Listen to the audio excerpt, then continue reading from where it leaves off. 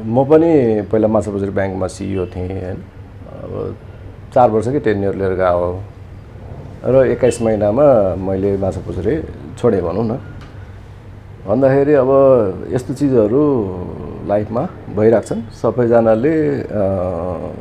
फुल term गर्ने अनि फेरि फुल टर्ममा पनि रिन्यू हुने भन्ने चिजहरू अलि रेयर हुन्छ। त्यो चिज छँदैछ। अब यहाँको विवादको कुरा जुन तपाईले गर्नुभयो त्यो चाहिँ मैले अनलाइन न्युजहरुमा देख्या हो। तर मैले यहाँ आजको दिनमा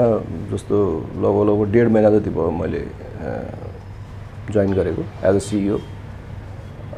र कुनै पनि कामहरु गर्दा अथवा बोर्ड मिटिङहरु गर्दा र हरेक चीजहरु गर्दाखेरि खासै केही पनि विवादको रूपमा केही पनि हुँदैन र टोटल्ली प्रोफेसनल हिसाबले आजको दिनसम्म टोटल्ली प्रोफेसनल हिसाबले कुनै पनि चीजलाई डिस्कसन गरिन्छ र त्यसको डिसिजनमा चाहिँ अराइभ गरिन्छ। गर्दाखेरि मलाई चाहिँ सबै बोर्ड मेम्बरहरूले फुल्ली ट्रस्ट गर्नुभएको छ र म त्यो ट्रस्ट पनि जित्छु भन्ने पनि मलाई कन्फिडेन्स थियो।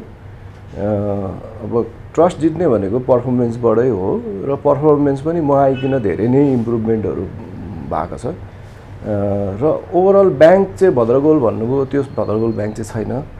ब्याङ्क एकदमै साउन्ड छ। यसको कस्टमर बेस पनि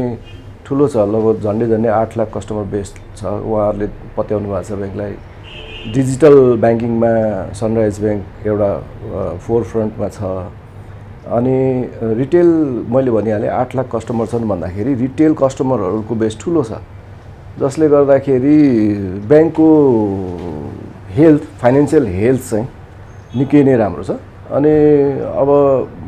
कोभिडको कारणले गर्दाखेरि जुन रिल्याक्सेसनहरु दिनु पर्थ्यो कस्टमरहरूलाई त्यसको इम्प्याक्ट चाहिँ लोनमा हेर्ने नै बाँकी छ। त्यसमा रिल्याक्सेसनहरु हामीले सेन्ट्रल ब्याङ्कबाट पायौं र त्यो सेन्ट्रल रिल्याक्सेसन चाहिँ हामीले पास अन गर्यौं कस्टमरहरूलाई र अब त्यसपछि उहाँहरुको पर्फर्मेन्स राम्रो भयो भने ब्याङ्कको फाइनान्शियल हेल्थ समग्र रूपमा राम्रै हुन्छ भन्ने मलाई चाहिँ पूर्ण विश्वास छ र हामी त्यही पथतिर अग्रसर भएर अगाडि बढिरहेका छौं। मलाई कन्फिडेन्स छ। बेसिकली प्रोफेसनल सेटअपमा यदि हामीले काम गर्यौं भने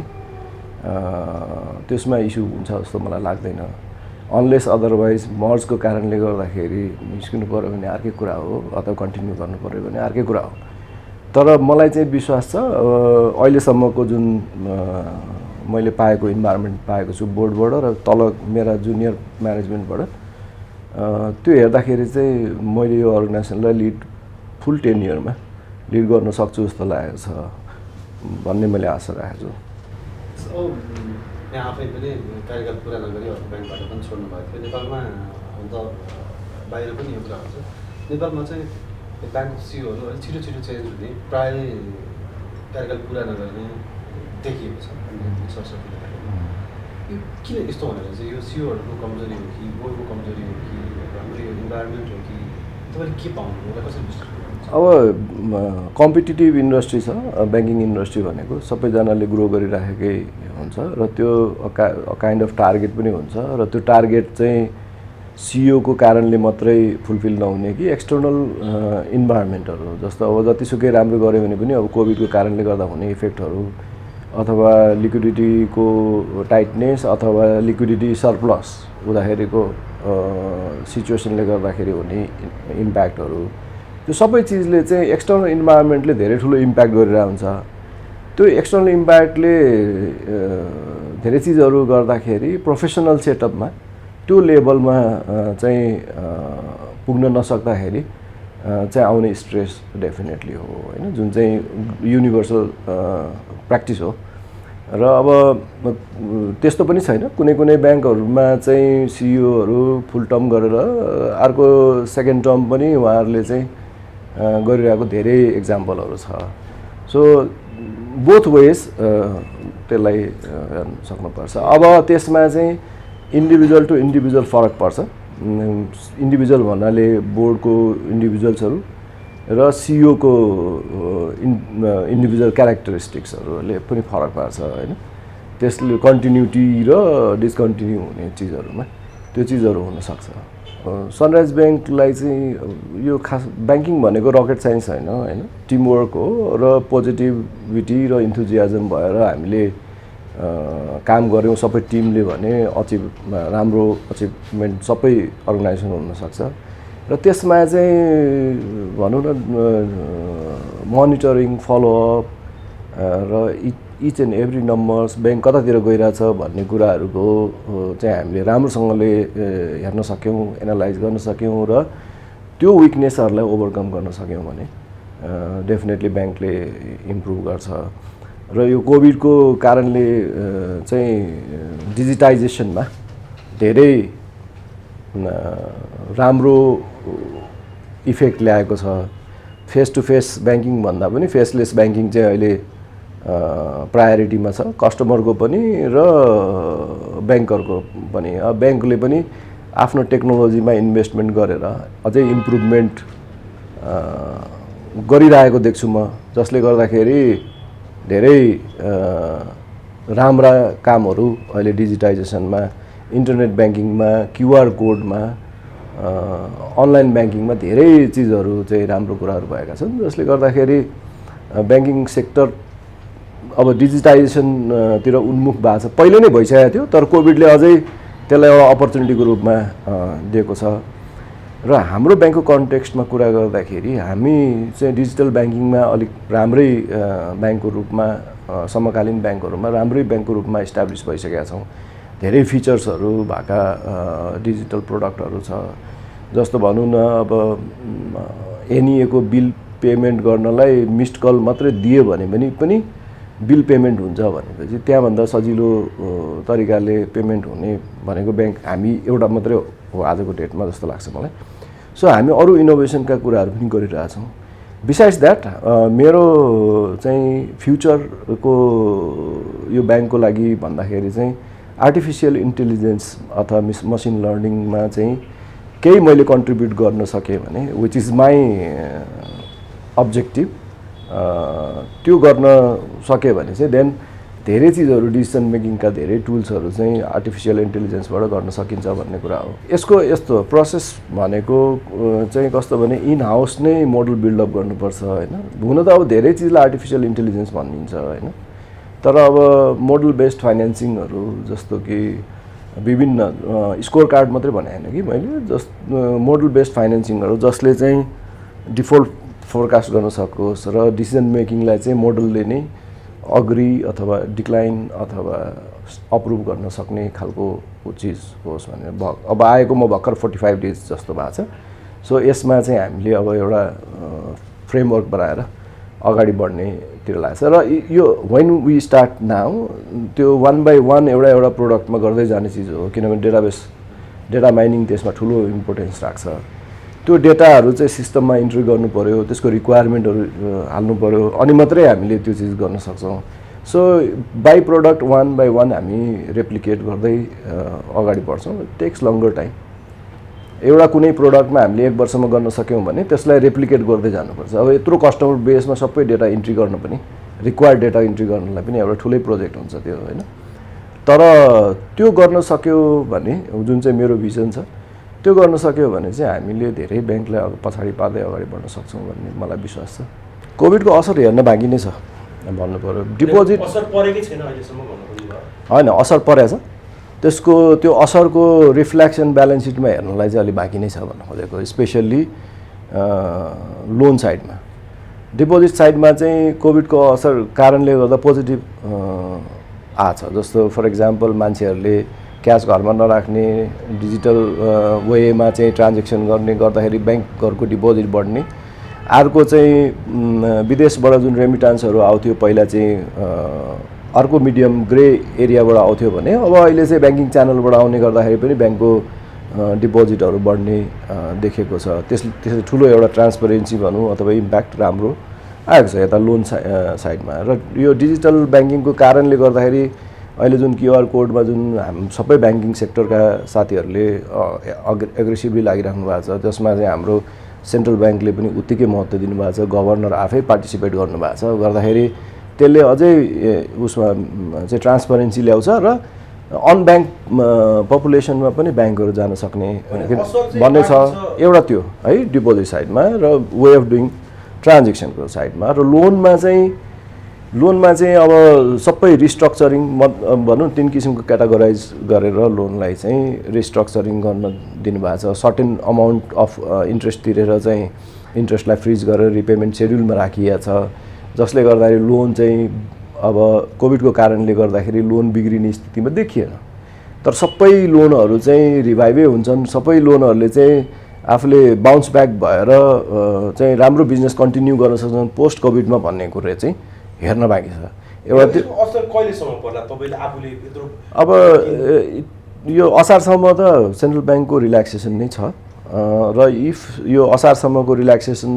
चाहिँ बाट फर्दर रिल्याक्सेसन आएन भने चाहिँ देन अर्को नेक्स्ट इयरमा चाहिँ ब्याङ्कको ब्यालेन्स सिट कस्तो हुन्छ भन्ने कुरो प्रफिटेबिलिटीमा के हुन्छ लोन लस प्रोभिजनिङमा के हुन्छ एनपिए कति बढ्छ भन्ने कुरो चाहिँ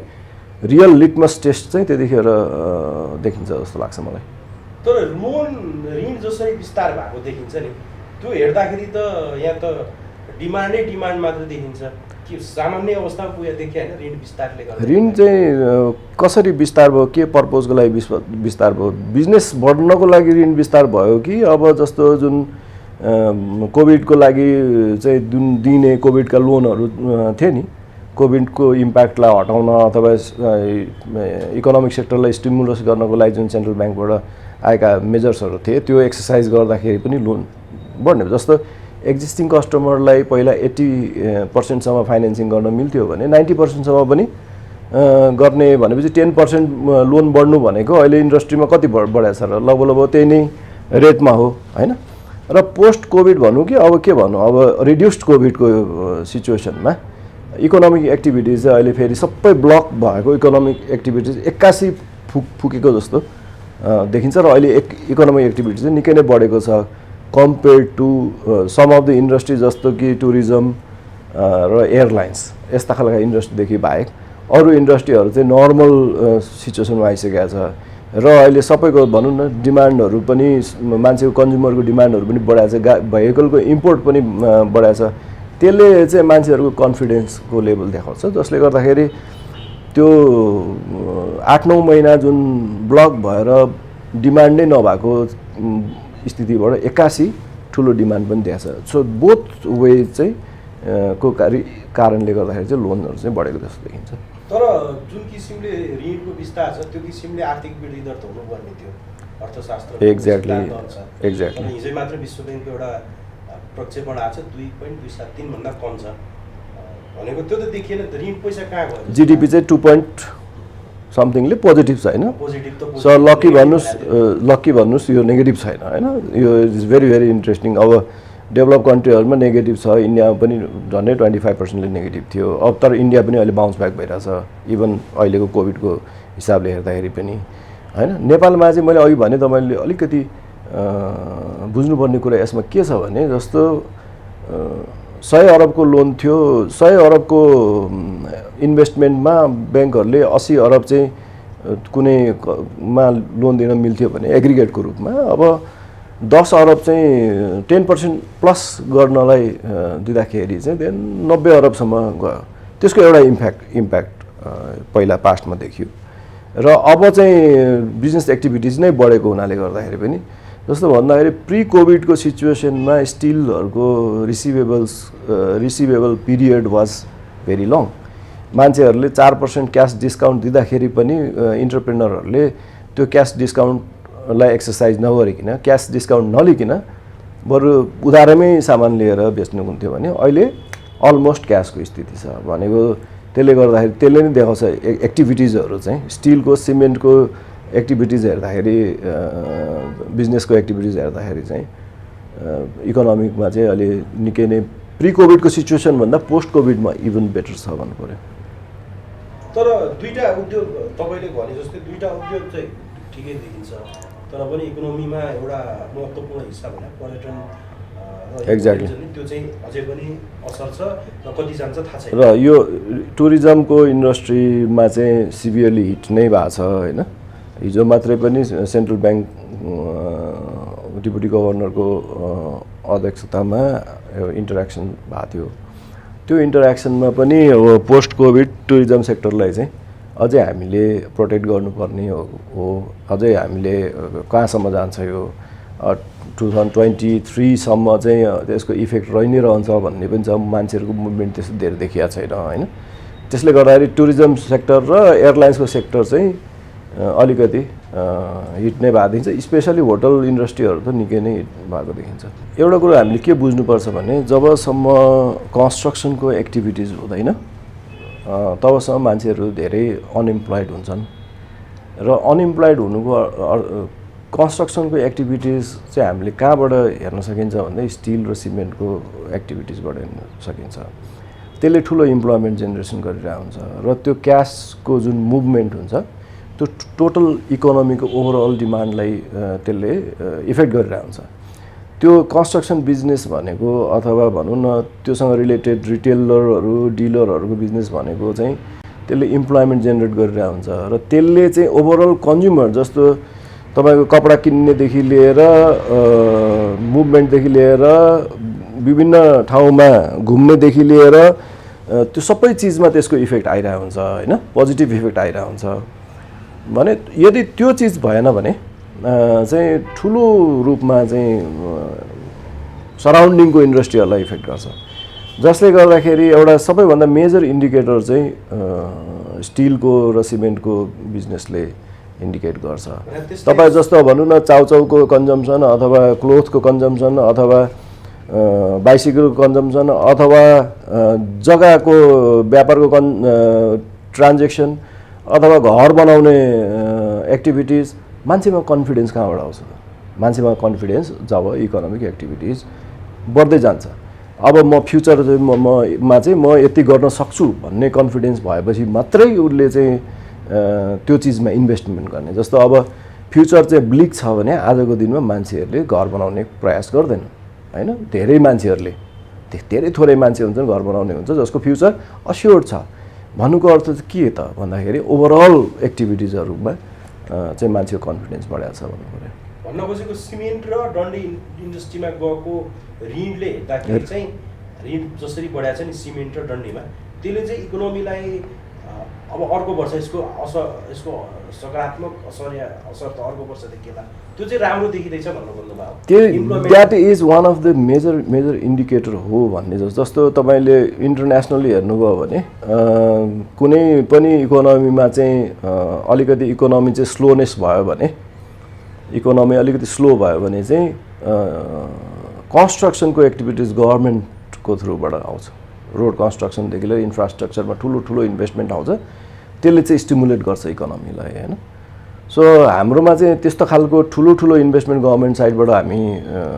नदेखे तापनि जुन एउटा इन्डिकेटर छ सिमेन्ट डन्डीको ले देखाउँछ त्यसले चाहिँ डेफिनेटली इकोनोमिक एक्टिभिटिज चाहिँ बढेको जस्तो देखिन्छ अब यो ब्याङ्ककै एउटा कुरा गरौँ तपाईँको पुससम्मको ब्यालेन्स सिट हेर्दाखेरि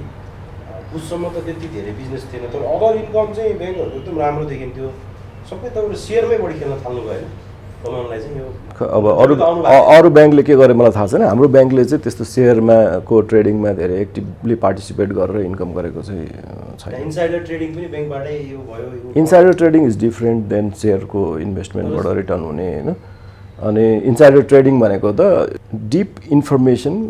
पाएर अरू कसैले त्यो सेयर पर्चेस गर्यो भने भन्ने हो जस्तो लाग्छ होइन र सेयरको ट्रेडिङ भनेको चाहिँ अब ब्याङ्कले हेल्ड टु म्याच्युरिटी र हेल्ड फर ट्रेडिङको पोर्टफोलियो राखेर ट्रेडिङ गर्दाखेरि हुने चिजहरू हो जुन हाम्रो ब्याङ्कले चाहिँ त्यस्तो एग्रेसिभ रूपमा गरेको जस्तो पाइँदैन छैन त्यस्तो अब I don't know about other bank अब सनराइजमा चाहिँ छैन मैले आजसम्मको रिपोर्ट हेर्दा र पहिलाको पनि पास्टमा ब्रिज भएको भन्ने चाहिँ छैन हाम्रो एकदमै कम छ ड्युरिङ कोभिडको बेलामा मोस्ट अफ द ब्याङ्कले ड्युरिङ कोभिडको बेलामा जुन डिफल्ट भयो त्यसलाई लिएर चाहिँ अक्सनमा गएको छ जस्तो मलाई चाहिँ लाग्दैन ब्याङ्कहरूले तर व्यवसायहरूको त ब्याङ्कहरूको नाफा मात्रै बढी भयो हाम्रो चाहिँ हुँदाखेरि पनि ब्याङ्कहरूको फोकसै नाफामै मात्रै भयो हेर्दैन छाता यसो पानी परेको बेला छाता दिनुपर्ने त्यही लगभग छाता पनि खोज्थे यस्तो बेला भन्ने चाहिँ त्यस्तो चाहिँ मलाई लाग्दैन हामीले त रिस्ट्रक्चरिङमा धेरै जस्तै सेन्ट्रल ब्याङ्कको डेटा हेर्दाखेरि पनि अस्तिसम्म 91 बिलियन रुपिज चाहिँ अलरेडी रिस्ट्रक्चर भइसकेको छ भनेर डेटा उहाँहरूले प्रेजेन्ट गर्नुभएको थियो अल कमर्सियल ब्याङ्क्सको होइन र त्यो रिस्ट्रक्चरिङको डेटा हाल्न इन्स्टल के अरे सिस्टममा हाल्न अथवा रिस्ट्रक्चरिङमा एग्री गर्नलाई असार अन्त्यसम्म दिनुभएको छ भन्दाखेरि अब त्यो असार अन्त्यपछि चाहिँ कति रिस्ट्रक्चरिङ भयो ब्याङ्कहरूले गरेनन् भन्ने कुरा देखिएला। तर हाम्रो ब्याङ्कको कन्टेक्स्टमा हेर्नुहुन्छ भने हामीले चाहिँ गरिरहेछौँ, किनभने धेरै लोनहरू इभन कोभिड इफेक्टेड लोनमा चाहिँ हामीले कोभिडको लागि भनेर दिएका लोन अहिले इन्हान्समेन्ट रिक्वायरमेन्ट बिजनेसको रिक्वायरमेन्ट बढ्यो मलाई अरू लोन देऊ भनेर आएको लोनहरू पनि हामीले गरिरहेछौँ। भनेको अर्थ के हो भन्दाखेरि हामी चाहिँ त्यसमा छैनौँ। त्यस्तो तपाईँले जुन चिज भन्नुभएको छ हामी त्यसमा छैनौँ। सायद मोस्ट अफ द ब्याङ्कले सपोर्टै गरे होला कस्टमरलाई, नत्र भने त यदि सपोर्ट नगर्ने भए ब्यालेन्स सिटमा त रिफ्लेक्ट हुनुपर्ने हो नि त। अनि वेयर इज द एनपिए आजको डेटमा हेर्नुभयो भने एनपिएको त्यस्तो बढेको एब्रप्टली बढेको त देखिँदैन। यदि सपोर्ट नगर्ने हो र तपाईँ ब्याङ्कहरूले चाहिँ अक्सनमै निकाल्ने हो भने त without categorising that particular account into NPA ब्याङ्कले त अक्सन गर्न सक्दैन जस्तो लाग्छ मलाई होइन। त्यो हिसाबले त्यो रिफ्लेक्सन चाहिँ ओभरअल ब्याङ्किङ सेक्टरको देखिएको छैन। त्यो एक्सेप्सन भनेको कुनै हुनसक्छ र त्यो डिफल्ट भनेको बिफोर कोभिडको हुनसक्छ। तर यो राहत चाहिँ के आरोप चाहिँ ब्याङ्कहरूलाई तपाईँ आएको 1.5 महिना यस्तो हुन्छ। अब आरोपवालालाई मात्रै बढी भयो नहुनेको चाहिँ गयो भने I don't agree with that. त्यस्तो छैन। किनभने तपाईँले भन्नुभयो भने ब्याङ्कको पोर्टफोलियोमा ठुलो पहुँचवाला जुन तपाईँले भनिरहनु भएको छ त्यसको पोर्टफोलियोमा ब्याङ्कको पोर्टफोलियोमा कति नै कन्ट्रिब्युट भएको हुन्छ र 25%, 75% त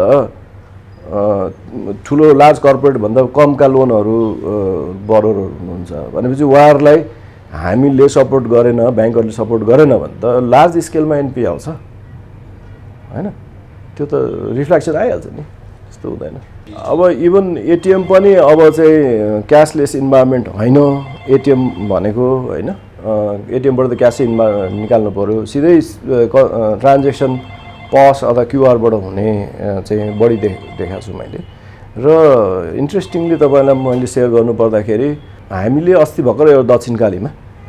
क्युआर कोडको एउटा इनोग्रेसन राखेको थियौँ होइन, जसमा चाहिँ एउटा खुवाको पसल व्यापारीले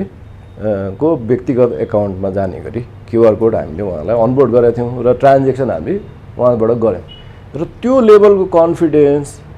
त्यो लेभलको व्यापारीमा पनि आइसकेको छ होइन। सो कसले गरेको त त्यो भन्दाखेरि ब्याङ्कहरूले चाहिँ यो चिजको अवेरनेस गर्दै अगाडि बढाएका छन्, सबै ब्याङ्कहरू अगाडि बढाएका छन्। र ओभरअल भनौँ न यसको कस्टमर बेस चाहिँ इमिडिएटली ओभरनाइट चेन्ज हुने त होइन, तर यो कन्फिडेन्स आउँदै जानु पऱ्यो। र फेरि सेन्ट्रल ब्याङ्कले अहिले रिसेन्टली चाहिँ पहिला करेन्ट एकाउन्टमा मात्रै क्युआर कोड थियो भने अब अहिले चाहिँ सेभिङ एकाउन्टलाई पनि दिया हुनाले गर्दाखेरि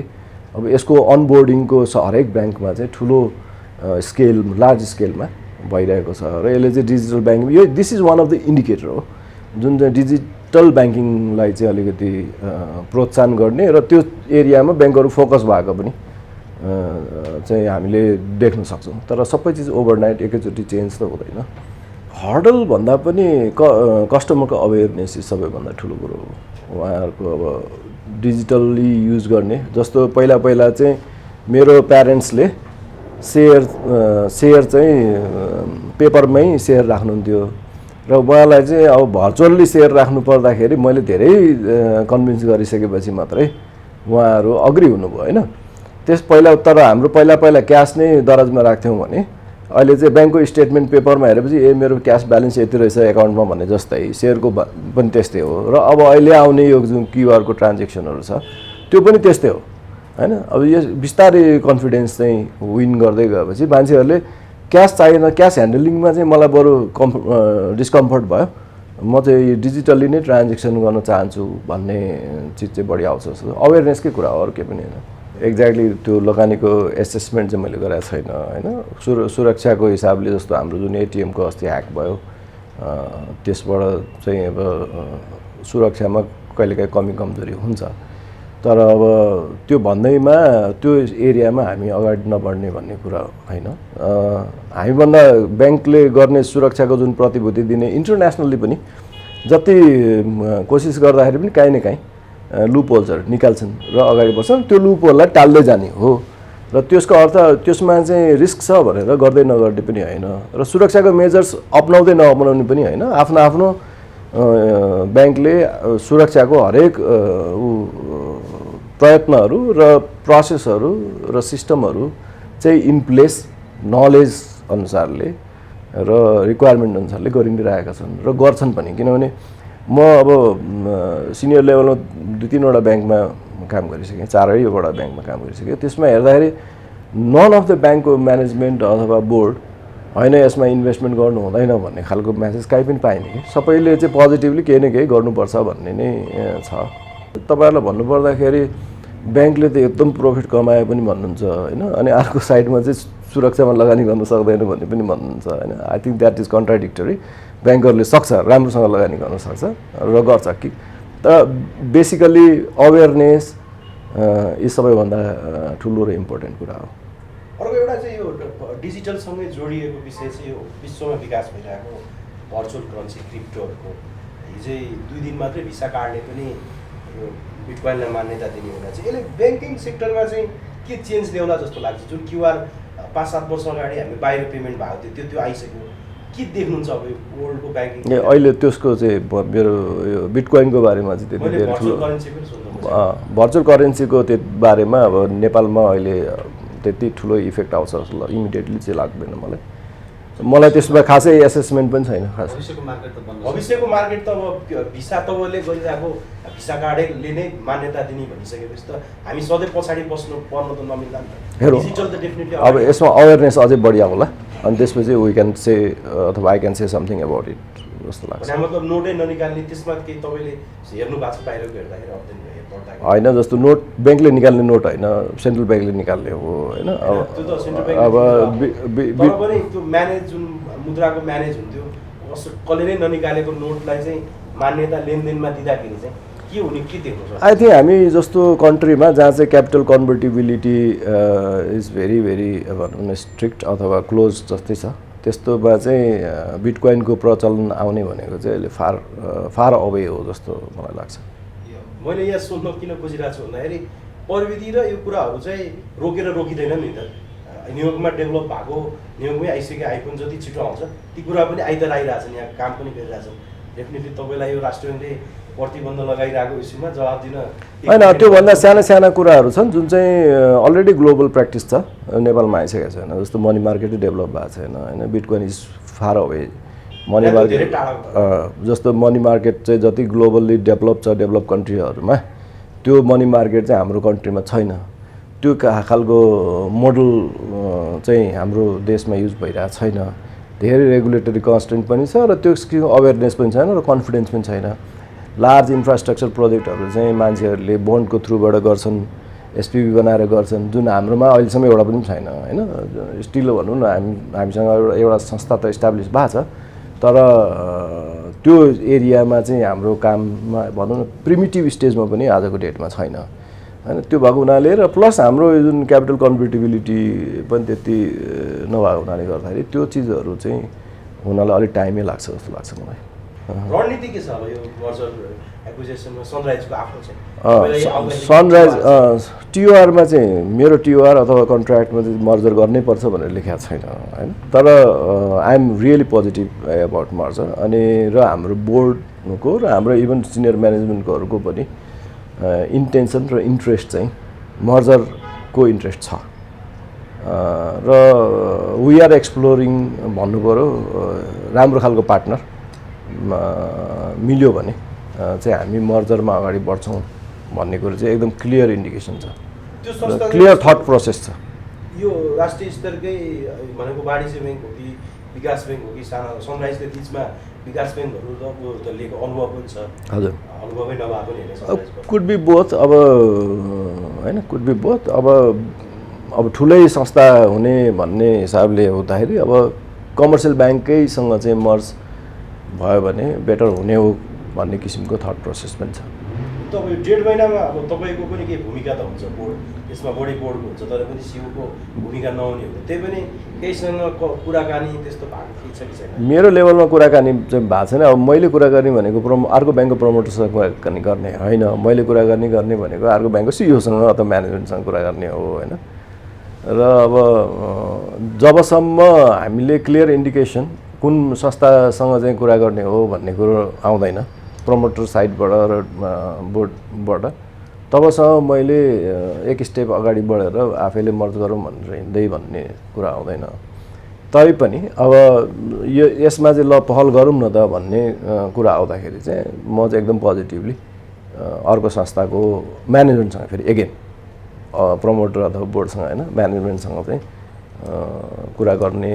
हैसियतमा हुन सक्छु, जुन चाहिँ अहिले भइसकेको स्थिति छ। सैद्धान्तिक रूपमा मर्जरमा जानुपर्छ भन्ने एउटा एक्ज्याक्टली कुरा हो, तर त्यो कसैसँग व्यवहारिक रूपमा चिया खाने कफी खाने अहिले अब इभन यदि आजको डेटमा तपाईँलाई भन्नुपर्दाखेरि मर्जरको लागि हामीले अगाडि नै कुरा गरिसकेको भए तापनि मैले डिस्क्लोज गर्न मिल्दैन होइन। त्यो भनेको ठुलो चिज हुन्छ फेरि, र सम काइन्ड अफ इन्ट्रेस्ट सोन चाहिँ हाम्रो साइडपट्टिबाट र अर्को साइडपट्टिबाट केहीबाट चाहिँ भइरहेछ होइन। सम हजुर यसरी बुझाउनु जस्तो सनराइजका ओनरहरू यो ब्याङ्कको नाम गुमाउन चाहन्छन् कि चाहँदैनन् मर्जरमा जाँदाखेरि? त्यो लेभलको अहिले कुरा भएको छैन। त्यो पनि छ त्यो लेभल मर्जर को रूपमा हामीले हेरिरहेको छौँ जस्तो लाग्छ मलाई, एक्विजिसनको रूपमा होइन। ठुलो हुँदैमा ब्याङ्क राम्रो हुन्छ भन्ने चाहिँ मलाई लाग्दैन होइन। क्यापिटल बेस र रिस्कसँग को रिलेसनसिप सेन्ट्रल ब्याङ्कले क्लियरली दिनुभएको छ। रिस्कलाई मिनिमाइज गर्ने भए क्यापिटल रिक्वायरमेन्ट बढाइदियो भने पुग्छ भनेको क्यापिटल एडुकेसी रेसियोको कुरा गरेँ मैले होइन। सो क्यापिटल एडुकेसी रेसियो भनौँ न, आजको डेटमा तपाईँसँग 10 अरबको क्यापिटल छ र 10 अरबको लोन दिनुभयो भने त्यसमा रिस्क छैन नि, ब्याङ्कको डुबिहाल्ने भन्ने छैन। 10 अरबमा 20 अरब अथवा 100 अरब दिनुभयो भने रिस्क ग्रेजुअली बढ्दै जाने हो भनेपछि त्यो एउटा एस्पेक्ट भयो। अर्को एस्पेक्ट चाहिँ अब मर्जर हुँदाखेरि स्पेसली बिग मर्जर हुँदाखेरि, बिग भनेको A to A हुँदाखेरि मोस्ट अफ द सिटिजहरूमा चाहिँ ब्रान्च डुप्लिकेसनहरू हुन्छ, रिसोर्सेसहरू डुप्लिकेसन हुन्छ, त्यो इन्भेस्टमेन्ट इन द्याट पर्टिकुलर ब्रान्चेसहरू रिडन्डेन्ट हुन्छ, जुन चाहिँ कन्ट्रीले ठुलो पैसा तिरेर सबै इम्पोर्टै गरे हो होइन, त्यस्तो हुन्छ। त्यो एउटा नेगेटिभ डाउन साइड छ। अब टु बिग टु फेल भने अर्को एउटा होला, अर्को चाहिँ अब फाइनेन्सियल स्टेबिलिटीको लागि, अर्को एउटा होला लार्ज स्टेक होल्डरहरूको स्टेक इन पर्टिकुलर अर्गनाइजेसन डाइल्युसनको कुरा होला होइन, जसले गर्दाखेरि फ्री एन्ड फेयर हिसाबले ब्याङ्क अगाडि बढोस् आफ्टर बर्ड्स भन्ने कुराहरू होला। र अर्को चाहिँ यसको के नेगेटिभ साइड डाउन साइड चाहिँ कस्तो लाग्छ मलाई भन्दाखेरि HR इस्यु सबैभन्दा ठुलो कुरो हुन्छ। सबै मर्जरको मा चाहिँ HR इस्यु सबैभन्दा ठुलो कुरो हुन्छ र त्यसलाई चाहिँ भनौँ न लेस ब्युरोक्रेटिक बनाउन, मोर एजाइल बनाउन, लेस लेयर फ्ल्याट स्ट्रक्चरमा हुनलाई चाहिँ हेल्प गर्दैन, जसले गर्दा कुनै पनि डिसिजन अनि अ काइन्ड अफ इन्भिजिबल टाइपको ग्रुपहरू हुन संस्थामा तपाईँले हेर्नुभएको छ कुनै ब्याङ्कमा होइन, एउटा लाइनका मान्छेहरू मर्ज भएर एउटा टप लेभलमा हुन्छन्, एउटा धार बोकेर हिँडेका हुन्छन्, जसले गर्दाखेरि जहिले पनि कन्स्ट्रक्टिभ कुरालाई पनि अपोजिटको रूपमा हेरिने सम्भावना धेरै हुन्छ होइन। त्यसले गर्दाखेरि overall decision making process fast हुने, एजाइल हुने, स्विफ्ट हुने भन्ने कुरामा चाहिँ अलिकति कम हुन्छ। जस्तो 27 वटा ब्याङ्क हुँदाखेरि जुन किसिमको तपाईँको इनोभेसनमा जति इन्भेस्टमेन्ट गर्छन्, जसले गर्दाखेरि कस्टमरलाई लियर गर्ने, कसरी कस्ट बेस्ड सर्भिस दिने भनेर वान आफ्टर एनदर कम्पिटिसन भइरहेको हुन्छ भने भोलि गएर 12वटा भयो भने लेस कम्पिटिसन हुन्छ होइन, लेस कम्पिटिसन हुन्छ र कस्टमरले पाउने जुन सुविधाहरू छ त्यो आई डोन्ट नो कतिको 27 वटा ब्याङ्क हुँदाखेरि जति सबै सुविधाहरू पाइराख्नु भएको थियो त्यो चिज नै कन्टिन्यू हुन्छ कि हुँदैन भन्ने कुरो चाहिँ हेर्नै बाँकी छ। र बोथ साइड पोजिटिभ र नेगेटिभ बोथ साइड छ जस्तो लाग्छ मलाई मर्जरमा। अब म चाहिँ आज तपाईँले भन्नुभयो म चाहिँ एज अ बिजनेस साइड अथवा म कस्टमर हुने हो भने चाहिँ नम्बर अफ ब्याङ्क घटाउनु पर्छ जस्तो मलाई चाहिँ लाग्दैन। एज अ सेन्ट्रल ब्याङ्कको अफिसियलको रूपमा मलाई भन्नुहुन्छ भने if I am working in a central bank then मैले चाहिँ घटाउनुपर्छ। सेन्ट्रल ब्याङ्कको साइडपट्टिबाट हेर्ने भने मोनिटरिङ कम लेभल अफ रिक्वायरमेन्ट हुने भयो होइन। अनि त्यसपछि के भन्छ फाइनेन्सियल स्टेबिलिटी कन्ट्रीको टु बिग टु फेल हुन्छ which may not be applicable when really stress condition happen in the country हैन। जस्तो कि तपाईले भन्नुपर्दाखेरि 2008 को जुन फाइनेन्शियल क्राइसिस भएको थियो ग्लोबली, त्यो ग्लोबल फाइनेन्शियल क्राइसिसमा ठुला ब्याङ्कहरू पनि को गभर्नमेन्टले यदि प्रोटेक्ट नगरेको भए युएसमा ती ब्याङ्कहरू पनि जाने थिए, ठुला इन्सुरेन्स कम्पनी पनि जाने थिए, इभन जेनरल मोटर्स पनि जाने थियो होइन। तर भनेपछि स्टेटले जबसम्म प्रोटेक्ट गर्दा स्ट्रेस्ड कन्डिसनमा चाहिँ इभन ठुलोभन्दा ठुलो ब्याङ्क, ठुलोभन्दा ठुलो इन्सुरेन्स, ठुलोभन्दा ठुलो म्यानुफ्याक्चरिङ कम्पनीको भल्नरेबिलिटी हुन्छ होइन। र टु बिग टु फेल चाहिँ अलिकति प्रणालीले नै त्यसले बढी असर गर्न सक्छ। ठुलो संस्था चाहिँ समस्या ठुलो टु बिग टु फेल भन्ने चाहिँ सानोतिनो किसिमको स्ट्रेसहरूलाई चाहिँ ठिकै छ, रियलमा चाहिँ स्ट्रेस हुने हो भने चाहिँ देन त्यो एप्लिकेबल हुन्छ जस्तो मलाई चाहिँ लाग्दैन। एउटा अन्तिम प्रश्न छ, जस्तो सनराइज ब्याङ्कको डिभिडेन्ड हेर्दाखेरि 3 या 4 वर्षको चाहिँ राम्रो देखिन्छ, त्योभन्दा अरू वर्ष चाहिँ औसतभन्दा कम देखिन्छ। अब के छ अल्टिमेटली त सिओको जिम्मेवारी, फेरि नाफा फेरि अघि मैले कमाए बढी भन्नुभयो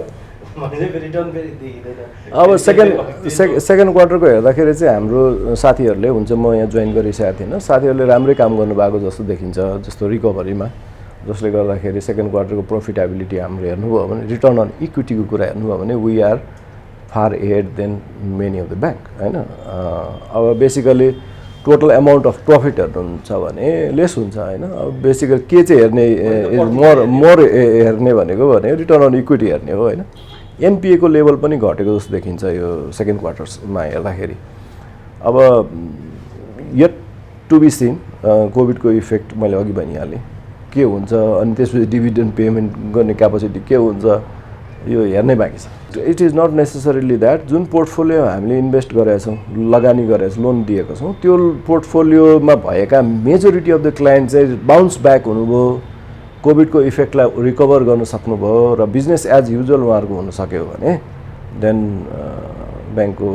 हेल्थ चाहिँ राम्रै भएर जान्छ भन्ने कुरा हो। अब कार्यकाल इज टु फार एहेड होइन। इन्डस्ट्री रिस्कको मैले कुरा गरेँ, इन्डस्ट्री रिस्क चाहिँ मैले भनिहालेँ। अर्को कुरा चाहिँ के पनि हुन्छ भने फेरि मर्जरको पनि कुरा छ होइन। सो अहिले यस्तै हुन्छ भनेर ठ्याक्कै भन्नलाई चाहिँ अलिक त्यो situation one of the best bank हुन्छ रिटर्न अन इक्विटीको साइडबाट, I can say that top 10 मा रिटर्न अन इक्विटी हुन्छ।